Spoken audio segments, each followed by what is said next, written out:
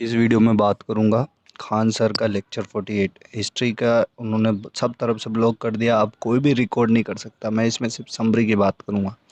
तो इससे पहले खान सर ने बताया राजपूत काल कैसे उत्पन्न हुआ। अग्निकुंड, चंद्रोदय पुस्तक में लिखा हुआ है पृथ्वीराजों के बारे में। जो चार वंश है अग्निकुंड से आए, प्रतिहार, परमार, चालुक्य और चौहान।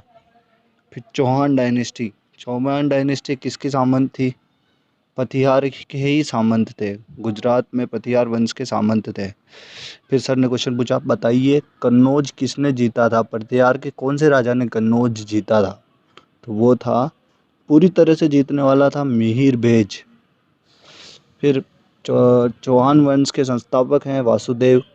फिर उसके दूसरे राजा है अरुणो रोज।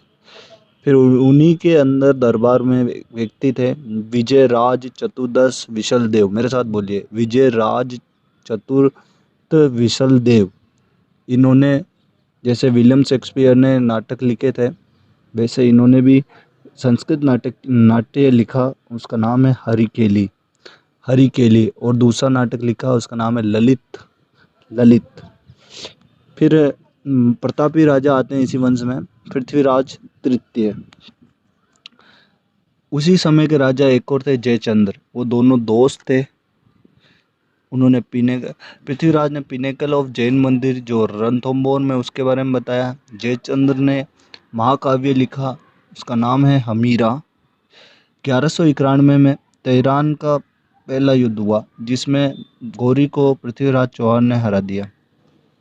फिर जयचंद्र की जो बेटी थी संयोगिता, वो पृथ्वीराज को पसंद आ गई। संयोग देखो।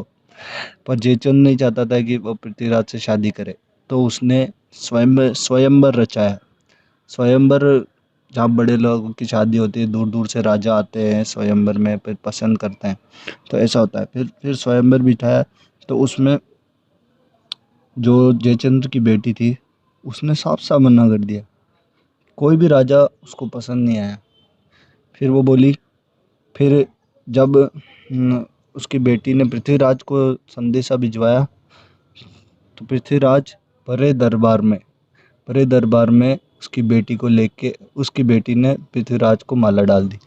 यहाँ पर जयचंद्र की 3 बार इंसल्ट हुई। पहला, एक तो पृथ्वीराज चौहान ने बड़े दरबार में बेटी को से शादी कर ली, दूसरा लेके भी चल गया, तीसरा इतनी बेइज्जती हुई कि 1992 में तेहरान का दूसरा युद्ध हुआ। तो जो जयचंद्र का दोस्त था, ये जयचंद्र पृथ्वीराज का बहुत अच्छा दोस्त था, तो सारे राज इसके पोते थे। तो उसने, जयचंद्र ने सारे राज, कौन सी कमजोरी, कौन सी गुफा से एंटर करना है, ये सब बता दिए मोहम्मद गौरी को। तो फिर 1992 में तेहरान का युद्ध द्वितीय हुआ, जो हरियाणा में है। तो गौरी ने पृथ्वीराज को हरा दिया और मर्डर कर दिया। फिर 1911 से, आपको क्या लगा था कोई बड़ा लोग एक शहर जीतेगा तो आपकी बात मानेगा? जयचंद्र को लगा था कि ये इसको मार के चले जाएगा। जैसे ही जयचंद्र ने मोहम्मद गौरी को बोला, महाराज जाइए ना, आपने मार दिया, तो गौरी ने बोला हट चलेगा।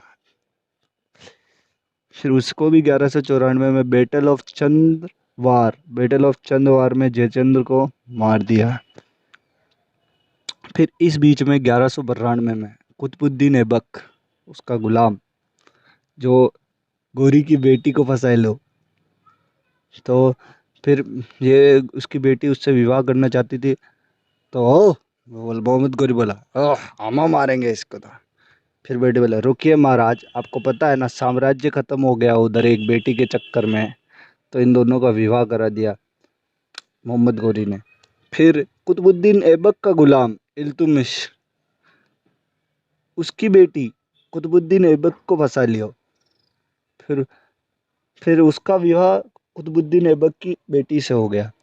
तो ये कैसा चल रहा है, सब बेटी बेटी को फंसा के ही लपेटा जा रहा है। जयचंद्र की बेटी संयोगिता पृथ्वीराज से, गौरी की बेटी ऐबक से, ऐबक की बेटी इल्तुतमिश से। फिर इल्तुतमिश की बेटी भी 2 जगह फंसाई लू। रजिया सुल्तान, एक तो जहाँ पे, एक तो युद्ध के मैदान में जब वो राजा हार गया था तो उसको बोला हमसे शादी कर लो, और जो हम आगे पढ़ेंगे सर पढ़ाएंगे। और एक खुद को ही पसंद आ रहा था दो जगह। इसके अंदर हम क्या क्या पढ़ेंगे, गुलाम वंश, खिलजी वंश, तुगलक वंश, सैयद वंश, लोधी वंश, फिर मुगल वंश, फिर अंग्रेज वंश, फिर 1857 की क्रांति, फिर आज़ादी, फिर नेतागिरी। फिर पहले इसको नहीं पढ़ते हैं, सर के कहने के हिसाब से पहले हम मयूर शैली, जो मंदिरों के निर्माण के बारे में सर ने बोला था कि पहले बताएंगे, पर अब नहीं बता, पहले नहीं बता पाए तो अभी बता देंगे, नहीं तो ये अभी स्टार्ट कर देंगे तो कोई फायदा नहीं है इसका।